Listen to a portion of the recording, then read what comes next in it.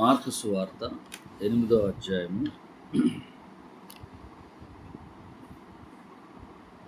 1 నుంచి 10 వచనాలు, అలాగనే 11 నుంచి 13 వచనాలు. మార్కు సువార్త 8వ అధ్యాయము 1 నుంచి 13 వచనాలు. ఆ దినములలో మరి ఒకసారి బహుజనులు కూడిరాగా వారికి తిననేమియూ లేనందున యేసు తన శిష్యులను తన యొద్దకు పిలిచి, జనులు నేటికి 3 దినముల నుండి నా యొద్దనున్నారు. వారికి తిననేమియూ లేనందున నేను వారి మీద కనికరపడుచున్నాను.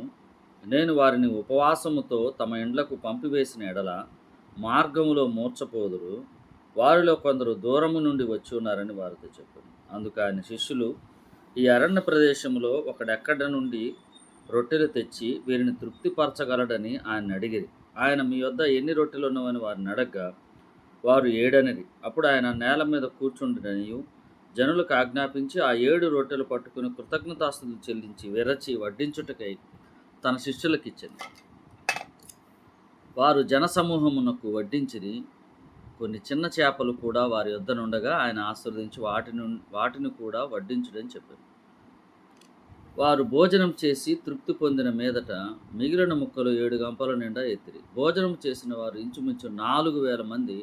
వారిని పంపివేసిన వెంటనే ఆయన తన శిష్యులతో కూడా దోణి ఎక్కి దల్మనూతా ప్రాంతములకు వచ్చెను. చదవబడినటువంటి యొక్క దేవుని యొక్క వాక్యంలో మనం చూసినట్లయితే ఇట్లాంటి ఇన్సిడెంట్ అంతకుముందు కూడా ఒకసారి జరిగింది. అక్కడ దాదాపుగా 5,000 మందికి మరి పంచిపెట్టినట్లుగా మరి అది చూడొచ్చు. ఇక్కడ కూడా ప్రభువును చూసినప్పుడు అక్కడ చెప్పారు కదా, ఆ దినంలో మరి ఒకసారి బహుజనులు కూడిరాగా, మరొకసారి వచ్చినప్పుడు జనులు నేటికి 3 దినముల నుండి నా యొద్దనున్నారంటే దాదాపుగా 3 దినముల నుంచి వారు మరి ప్రభు దగ్గర ఉన్నట్టుగా, ప్రభు యొక్క బోధలు వింటున్నట్లుగా మనం గమనించవచ్చు. అయితే 3వ వచనంలో 2వ వచనం, జనులు నేటికి 3 దినముల నుండి నా యొద్దనున్నారు. వారికి తిననేమీ లేనందున నేను వారి మీద కనికరపడుచున్నాను. ప్రభు వాళ్ళని గ్రహించాడు, కనికరపడ్డాడు. వాళ్ళకు కావలసినటువంటి సౌకర్యం కోసం ఆయన పనిచేశాడు. అంత మాత్రమే కాదు, మీ దగ్గర ఏమున్నాయి అని అడిగినప్పుడు మరి వాళ్ళు 7 అనేది 7 రొట్టెలు ఉన్నాయని, కొన్ని చిన్న చేపలు కూడా ఉన్నాయని అది పంచిపెట్టాడు. ప్రభు మరి ఆకాశం వైపు మరి ఆశీర్వదించి మరి అవి తుంచి ముక్కలు ముక్కలుగా చేసి మరి అందరికీ పెట్టడం జరిగింది. భోజనము చేసిన వారు 9వ వచనంలో, భోజనము చేసిన వారు ఇంచుమించు 4,000 మంది. వారిని పంపివేసిన వెంటనే ఆయన తన శిష్యులతో కూడా దోణి ఎక్కి దల్మనూతా ప్రాంతములకు వచ్చాను. మనము ప్రభువు ఏ విధంగా వాళ్ళకి మరి వాళ్ళ అవసరము తీర్చాడో మనకు అర్థమవుతుంది అక్కడ. అంటే అక్కడ మనం చూడవలసింది, కొన్నిసార్లు కొంతమంది ఏం చెప్తారంటే, చూసావా ఆయన కనికరపడ్డాడు, నీ మీద కనికరం చూపిస్తారు అని రాంగ్ ఇంటర్ప్రిటేషన్ చేస్తారు. దాన్ని ఆధారం చేసుకుని దీంట్లో ఆత్మీయ అర్థం ఉంది అని. నాకు తెలిసినంతవరకు ఇక్కడ ఆత్మీయ అర్థం ఏమీ లేకపోయినప్పటికీ అక్కడ వాళ్ళకి ఆయన బోధ చేశాడు, వాళ్ళకి అవసరాన్ని గుర్తించాడు, వాళ్ళకి కావాల్సింది ఇచ్చాడు. అయితే విశ్వాసులుగా అక్కడ వాళ్ళు జ్ఞాపకం చేసుకోవాల్సింది ఏంటంటే, ప్రాముఖ్యంగా ఎక్కడ ఏమి జరిగినా ప్రభువుని చూసే విధానములో మార్పు రెండోసారి కూడా లేకుండా పోయింది. మొదటిసారి 5,000 మందికి ఆహారం పెట్టాడు, దాదాపుగా 12 గంపలేమో మరి పక్కన పెట్టిన 12 గంపలేమో తీసి పెట్టారు. తర్వాత ఇక్కడ కూడా దాదాపుగా 7 గంపల దాకా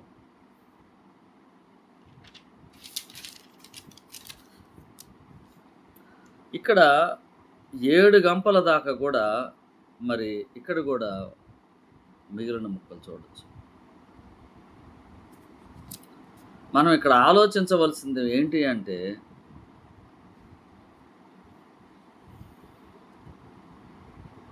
నేటి క్రైస్తవంలో వాక్యం అక్కడ మనం చదివినప్పుడు, నేటి క్రైస్తవం ఎలాగున్నదంటే, మందిరానికి, గుడికి, యేసు ప్రభు కోసం ప్రార్థన చేసేవాళ్ళు, వాక్యం చదువుకునేవాళ్ళు, ప్రాముఖ్యంగా నాకు ఏమి జరుగుతుంది? నాకు ఏదైనా ఇస్తాడా లేదా? లేదా ఈ లోకములో ఉన్నటువంటి ఆశల వైపే వారి యొక్క జీవితం ఉన్నట్టుగా మనం గమనించవచ్చు. ఇదే జీవితం. ఇంతకు మించి వేరే జీవితం లేదు. ఇక్కడ జీవిస్తున్నటువంటి నా జీవితంలో నా కుటుంబానికి సంబంధించి ఈ అవసరతలున్నాయి, ఇవి ఇవ్వాలి అనేటువంటి ఆలోచనతోనే మరి ఇప్పుడు క్రైస్తవం కూడా ఉంటుంది. మరి బాధాకరమైన విషయం ఏందంటే, దాదాపుగా మనలో కూడా కొంతమంది ఈ విధంగా వెళ్తున్నట్టుగా మనం గమనించవచ్చు. ఆయన కనికరపడ్డాడు, ఆయన అవసరాన్ని తీర్చాడు అక్కడ సమయంలో. కా కాకపోతే ఆయన చేసిన బోధ నీకు అవసరం తీరుస్తానని కాదు. మనము 11, 12, 13 వచనాలు చదివితే అసలు విషయం, అంతటా పరిసయ్యులు వచ్చి ఆయనను శోధించుచు ఆకాశము నుండి ఒక సూచక్రియ చూపుమని ఆయనను అడిగి ఆయనతో తర్కింపసాగిరి. ఏం చేశారు? పరిసయ్యులు వచ్చి అయ్యా మాకు ఒక సూచక క్రియ చెయ్యి. ఆయన ఆత్మయందు పెద్ద నిట్టూర్పు విడిచాడు. 12వ వచనంలో ఏం చేశాడంటే నిట్టూర్పు విడిచాడు. నిట్టూర్పు విడవటం అంటే అబ్బా అనేటువంటిది. అంటే ఎందుకు నిట్టూర్పు విడిచాడంటే, నేను నా గురించి గ్రంథపు చుట్టలలో రాయబడి ఉన్నదని మొట్టమొదట మరి ప్రభువు మరి ఆ యొక్క సమాజ మందిరంలో బోధించాడు పెద్దవాడైనప్పుడు. ప్రతిసారి మెస్సియా వస్తాడని, మెస్సియా ఏ విధంగా ఉన్నాడు, మరి ఏ విధంగా వస్తాడు, ఆయనకున్నటువంటి సూచనలు, గుడ్డివారిని, కుంటివారిని, ఈ విధంగా ప్రతి ఒక్కటి మనకు జరుగుతున్నాయని అక్కడ అన్నీ చూపించినప్పుడు, వాళ్ళన్నీ చదివి వాళ్ళందరికీ తెలిసి ఉండగా, మళ్ళీ ఆ ప్రభువుని పోల్చుకొని నువ్వు మేము అక్కడ ఉన్నాం, నిజమైన మెస్సియా నువ్వేనా అని ఆయన అడగవలసిన వారై ఉండాలి. ఒకవేళ అనుమానం వస్తే, లేకపోతే గ్రహించవలసిన వారై ఉండాలి. కానీ వాళ్ళు ఏమడుగుతున్నారంటే, ఒక అద్భుతాలు, సూచక్రియలు కోసం అడుగుతున్నారు. అంటే ఈయన ఎవరో, ఏం చేస్తావు, అది చేస్తావా, మరి ఇలా చేస్తావా, మరి అది చూపించు. అక్కడ ఉన్నటువంటి ప్రభువు వచ్చింది వారిని రక్షించటానికి. ఒకసారి మనం సృష్టిని చూసినప్పుడు, ఇప్పుడు యూట్యూబ్లో కానీ ఎక్కడని కొట్టినప్పుడు కాస్మాలజీ అని కొడితే, లేదా సోషల్ స్టడీస్లో జియోగ్రఫీ చూసినప్పుడు, దేవుడు ఎంత అద్భుతంగా సృష్టిని సృష్టించాడో అని ఆలోచన చేస్తే, అబ్బో, అంటే అంత గొప్పగా సృష్టించినటువంటి సృష్టికర్త భూమి మీదకి వచ్చి ఈయన మెస్సియాని కనుగొనటం వదిలిపెట్టేసి సూచక్రియ ఏమైనా చేస్తావా, అంటే గారడీ సీమోన్లాగా ఏమైనా ఎర్రది తెల్లగా, తెల్లది ఎర్రగా చేస్తావా అన్నట్లుగా ఒక ఆలోచన లేనటువంటి వారుగా, అంటే తన ముందున్నటువంటి ప్రభువు ఈయన దేవుని కుమారుడు, ఈయన సజీవుడైనటువంటి దేవుని కుమారుడు, ఈయన దగ్గర సజీవమైనటువంటి మాటలు ఉన్నాయి, ఈయన దగ్గర మరి ఈయన వాక్యం ఏంటి, ఈయన ఏం చెప్తున్నాడు, ఈయన స్వార్థను ప్రకటిస్తున్నాడు, మీ పాపములు క్షమించబడి ఉన్నాయని అని గ్రహించటంలో మర్చిపోయి వాళ్ళు అడుగుతున్నారు. ఈ తరం వారికి ఏం చెప్తున్నాడు? ఆకాశం నుండి ఒక సూచక్రియను చూపుమని ఆయనను అడిగి ఆయనను తర్కింపసాగి. వాస్తవం ఏంటంటే, నిజంగా వాళ్ళు అక్కడ ప్రభువు ఒక సూచక్రియ చేస్తే వాళ్ళు దానికి ఎంటర్టైన్మెంట్గా ఫీల్ అయ్యి భలే భలే అని చప్పట్లు కొడతారు. మళ్ళీ ఇంకొకటి అడుగుతారు తర్వాత మళ్ళీ ఎప్పుడైనా కలిసినప్పుడు, అప్పుడు చేసావే, ఇంకో సూచక్రియ చేయి, ఇంకో సూచక్రియ చేయి. వాళ్ళు ఎలాగున్నారంటే ఒక గారడివాడులాగా ఉన్నట్టుగా వాళ్ళ స్వభావం. అంటే గారడివాడిని చూసినట్టు చూడట్లేదు, వాళ్ళ స్వభావం ఎటువంటి పరిస్థితుల్లో. ఈయన ఇన్ని గొప్ప సంగతులు, ఎన్ని అద్భుత కార్యములు చేస్తున్నాడంటే, మెస్సి అన్నారు ఒకవేళ ఈయన మెస్సియా అయితే, మెస్సి అయితే మా రాజు కదా, మా రాజులకు రాజు, ప్రభులకు ప్రభు ఈయనే కదా, గ్రంథపు చుట్టలో రాయబడింది ఈయన గురించే కదా. మత్తయి సువార్త 1వ అధ్యాయము 5వ వచనంలో చూడండి ఒకసారి. మత్తయి సువార్త 2వ అధ్యాయము 5వ వచనంలో, క్రీస్తు ఎక్కడ పుట్టినని వారిని అడిగను. ఏంది? తూర్పు దేశపు జ్ఞానులు వచ్చేసి ఆయన అడిగినప్పుడు, ఎవరిని? హేరోదు మహారాజును అడిగినప్పుడు, అయ్యా మేము మేము తూర్పు దేశం నుంచి వస్తున్నాము, నక్షత్రం మా పరిస్థితి మా యొక్క దగ్గర పుట్టింది, ఆయన చూసి మేము ఆ నక్షత్రాన్ని చూసి మేము ఇక్కడికి వస్తున్నాము, ఆయన యూదులకు రాజుగా పుట్టినవాడు ఎక్కడున్నాడు అని చెప్పి వాళ్ళు వచ్చి ఆయన అడిగినప్పుడు, ఆయన శాస్త్రులను పెద్దలను వాళ్ళందరిని పిలిచి, అయ్యా యూదుల రాజు ఎక్కడ పుట్టాడు అని అడిగినప్పుడు వాళ్ళు చెప్తున్నారు, యూదయ దేశపు బెత్లెహేమ, నీవు యూదా ప్రధానంలో ఎంత మాత్రమును అల్పమైన దానవు కావు, ఇశ్రాయేలును నా ప్రజలను పరిపాలించే అధిపతి నీలో నుండి వచ్చును అని చెప్పినటువంటి ఆ యొక్క ప్రవచనాన్ని చెప్పారు. ఎవరు? ఆ శాస్త్రులు, ఆ పెద్దలు, ఆ ప్రధాన యాజకులు చెప్పి ఏం చేశారంటే, తర్వాత చూడండి, అని ప్రవక్త ద్వారా వ్రాయబడి ఉన్నదని చెప్పేసి, ఈయన ఎక్కడ పుడతాడు? యెరూషలేములోనండి అని చెప్పేశారు. ఆ గంధం చుట్టలో సంకలో పెట్టుకొని ఎవడింటికి వాడు వెళ్ళిపోయారు. యూదుల రాజుగా పుట్టినటువంటి వాడు అనగానే ఏమనుకోవాలి? మా రాజు అక్కడ పుట్టాడు, ఇదిగో అని చెప్పేసి వాళ్ళు పరిగెట్టుకుంటూ వెళ్ళాలి. ఎక్కడో తూర్పున్నటువంటి జ్ఞానులు వచ్చి ఆయన్ని ఏం చేశారు? పూజించారు, ఆరాధించారు, బంగారము, బోలము, సామ్రాణి సమర్పించారు. నేటి క్రైస్తవంలో కూడా ఏం చేస్తున్నారంటే, మాకు యేసు ప్రభు ఆయనే లోకరక్షకుడు అని వాక్యం చెప్పుతూ, ఏదైనా సూచక్రియ నీ కుటుంబంలో జరిగిందా, నా కుటుంబంలో జరిగిందా అని చెప్పి ఆ సాక్ష్యాలు చెప్పించుకొని బైబిల్ సంకలో పెట్టుకుని వెళ్ళిపోతున్నారు. ఇంకనూ ఈ లోకములో ఉన్నటువంటి ఆశల వైపు పరిగెడుతూ ఈ లోక ఆశల్లో నిండిపోతూ ఉన్నారు. ఎంత భయంకరమైనటువంటి విషయం ఏంటంటే, దేవుని యొక్క అంటే నాటిన ఇత్తనం ఏంటి? సంఘాలలో దేవుని సేవకులని చెప్పుకునేటువంటి వారు వాళ్ళు స్వయం కోసం, అంటే వాళ్ళ యొక్క ధన సంపార్జన కోసము 4 వాక్యాలు నేర్చుకొని వాక్యాన్ని బోధిస్తూ మందిని కూడబెట్టుకొని వారి కానుకల మీద ఆధారపడుతూ వారి ఆస్తుపాస్తులు సంపాదించుకోవటానికి, బిల్డింగులు, మందిరాలు నిర్మించుకొని కార్లు, బంగ్లాలు చేసుకోవటానికి వాళ్ళు పరిచర్య చేస్తూ వాళ్ళ దగ్గర ఉన్నటువంటి వాళ్ళని ఏం చేస్తున్నారు? విత్తుతున్నారు. అంటే సువార్తకు, నిజమైనటువంటి సువార్తకు, అంటే గలిబిలి లేనటువంటి సువార్తను స్వీకరించినటువంటి విశ్వాసులు అక్కడ లేరు. అంటే బోధ ఏమైంది? కల్మషం అయిపోయింది. ఆ బోధ ద్వారా పుట్టినటువంటి ఆ ఫలాలు ఏమైపోయినాయి? కారు ఫలాలు. వాళ్ళు కూడా ఎట్లా ఉన్నారు? వీళ్ళ బోధ ఎలా ఉంది? సూచక్రియల కోసము నేటి సంఘాలలో సేవకులు బోధిస్తున్నారు. ఏమని? నీకు అద్భుతాలు జరుగుతాయి, అవి జరుగుతాయి, ఇవి జరుగుతాయి, నీకు ఉద్యోగం మొత్తం A to Z. అసలు వాళ్ళు చెప్పినటువంటి వాళ్ళు ఇచ్చినటువంటి ఆప్షన్స్ నీకేం కావాలి లిస్ట్, అది మొత్తం చేస్తాడని చెప్తారు. కానుకలు దాని ద్వారా తీసుకుంటారు. వీళ్ళు పెద్దవాళ్ళుగా, గొప్పవాళ్ళుగా అవటానికి చూస్తుంటారు. చెప్పటం, మీకు సాయం చేస్తాడని చెప్పటం, బైబిల్ సంకలో పెట్టుకోవటం, కానుకలు ఏంటని అడుక్కోవటం.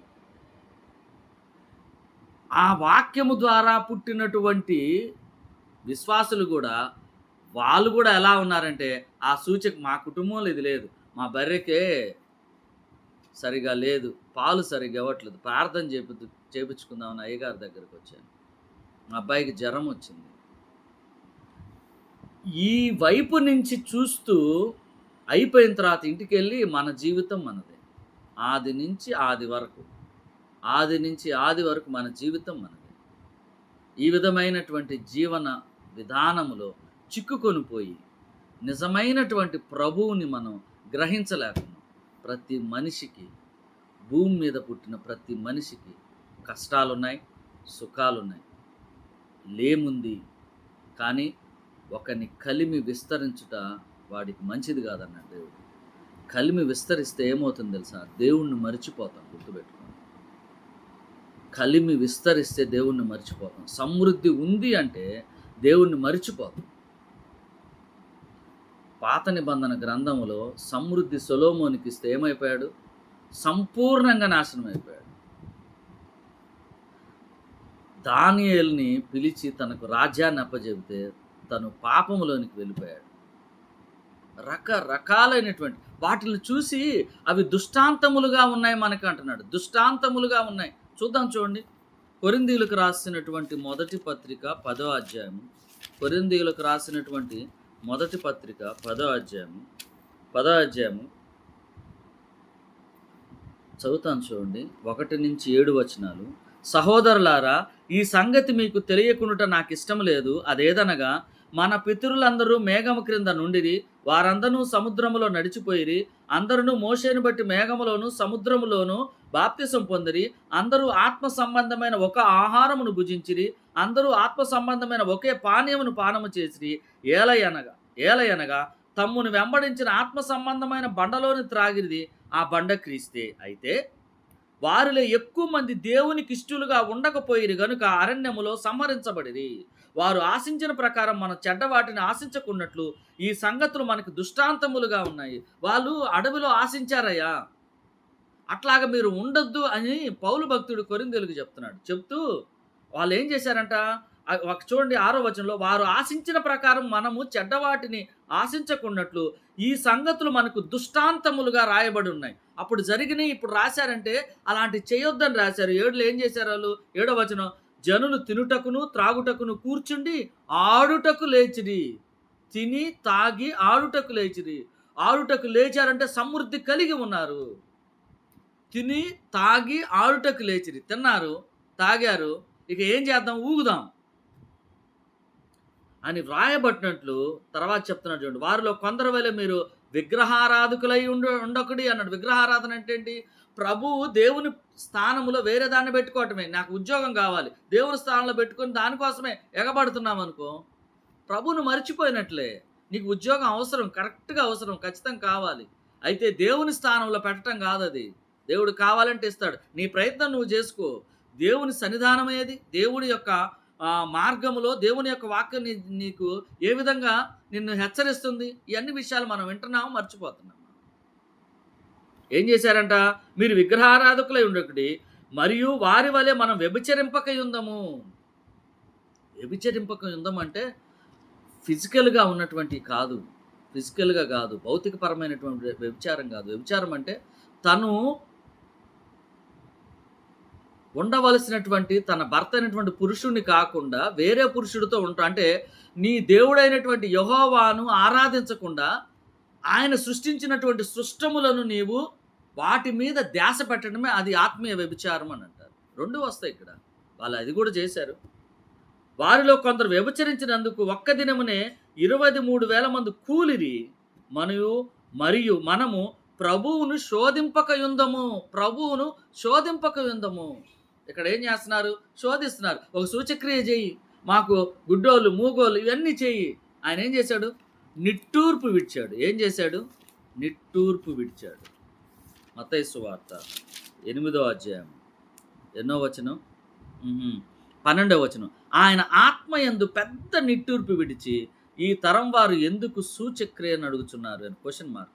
ఈ తరమునకు ఏ సూచక్రియను అనుగ్రహించబడదని నిశ్చయముగా మీతో చెప్పుచున్నానని చెప్పి వారిని విడిచి మరలా దోనేకి అద్దరికి వెళ్ళిపోయారు. గుర్తుపెట్టుకుందామా? ప్రభువు మనము ఆయన సన్నిధానములోకి వచ్చినప్పుడు ఆయన సూచక్రియ అడుగుతుంటే ఆయన వారిని విడిచి మరలా దోణి ఎక్కి అద్దరికి వెళ్ళిపోయాడు. విడిచి వెళ్ళిపోయాడు. ఆత్మీయ అర్థం ఇది కాదు, కానీ జస్ట్ మనం తీసుకోవచ్చు. ఒరిజినల్ కాంటెస్ట్ అది కాదు, కానీ ఆయన విడిచి వెళ్ళిపోయాడు. మీరు ఏందయ్యా మీ పరిస్థితి లేదు. నేడు వ్యక్తిగతంగా నువ్వు దేవునితో సహవాసంలో ఉన్నప్పుడు ఇలాంటి వాటి మీద ఆధారపడి నిజంగా ఆయన ఆరాధించకుండా, ఆయన్ని స్తుతించకుండా, ఆయన్ని మహిమపరచకుండా, ఆయన ఎందు నిమిత్తం వచ్చాడో అది నీవు గ్రహించకుండా, తన కోసం నీ జీవిత ప్రయాణం చేయకుండా, నీ జీవిత లక్ష్యము, గమ్యము అది నువ్వు మరచిపోయి ఈ లోక ఆశల వైపు ఏడవబడితే ఖచ్చితంగా వారిని విడిచి మరలా దోణి ఎక్కి అద్దరికి పోయాను. వెళ్ళిపోతాడు, ఉండడు. ఎందుకంటే నీ చూపు దేని మీద ఉందంటే, నీ చూపు రొట్టె మీద ఉంది. రొట్టె మీద ఉంది నీ చూపు. ఆయన మీద ఎవరికైతే ఆయన మీద చూపు ఉంటుందో వారికి రొట్టె సమకూరుతుంది. వారి అవసరాన్ని బట్టి గమనిద్దాం, జాగ్రత్త చేసుకుందాం, సరి చేసుకుందాం. వాక్యం మనతో మాట్లాడుతున్నప్పుడు ఒప్పుకుందాం. ఆ సరి చేసుకోవటానికి ఆ ప్రయాణంలోకి ప్రయాణం చేద్దాం తప్పితే ఇవన్నీ వదిలివేసి తిరిగి మళ్ళీ వెళ్ళిపోతే కుక్క తన వాంతికి తిరిగినట్టు అనే వాక్యాన్ని మన హృదయంలో పెట్టుకొని జాగ్రత్త పడదాం. మళ్ళీ దాంట్లోకి వెళ్ళటానికి వీలు లేదు. ఈ లోకములో ఉన్నవంతయు నేత్రాశ, శరీరాశ, జీవపుటము. ఇది తండ్రి వలన పుట్టినవి కావు. తండ్రి వలన పుట్టినవి కానప్పుడు మనవి కావు అని జ్ఞాపకము చేసుకొని మన జీవితాన్ని దేవుని యొక్క మార్గంలో నడిపించుకున్నాం. ప్రార్థన చేసుకున్నాం. కృపా కనికరము కలిగిన మా గొప్ప దేవ, మా తండ్రి, స్తోత్రం నాయన. ఉదయకాలం వేళ మీరు మాట్లాడిన ప్రతి మాటను బట్టి స్తోత్రం. మీరు మాకు దయచేసినటువంటి మీ రక్షణను బట్టి స్తోత్రం, మీ కృపను బట్టి స్తోత్రం. మమ్మల్ని సజీవ లెక్కలోంచి నాయన తిరిగి మరొక దినాన్ని మా జీవితంలో ప్రవేశపెట్టారు నాయన. అందుని బట్టి స్తోత్రం చెల్లిస్తూ మా తండ్రి, మా దేవా నాయన, ఈ సమయంలో ఈ దినమంతట్లో మీ కృపలో మమ్మల్ని జ్ఞాపకం చేసుకోమని, మా మాటలు, ఆలోచనలు, క్రియలు మీవై ఉన్నట్టుగా సాయం చేయమని, ప్రతి విషయంలో మీరు మహిమ పొందమని మా ఈ ప్రార్థన మీ పాదముల చెంత మీ ప్రియకుమారుడు, మందరి ప్రియ రక్షకుడైన ప్రభువైన యేసుక్రీస్తు వారి ఘనమైన పరిశుద్ధమైన నామములు అడిగి వేడుకుంటున్నాము తండ్రి. ఆమేన్. ఆమేన్.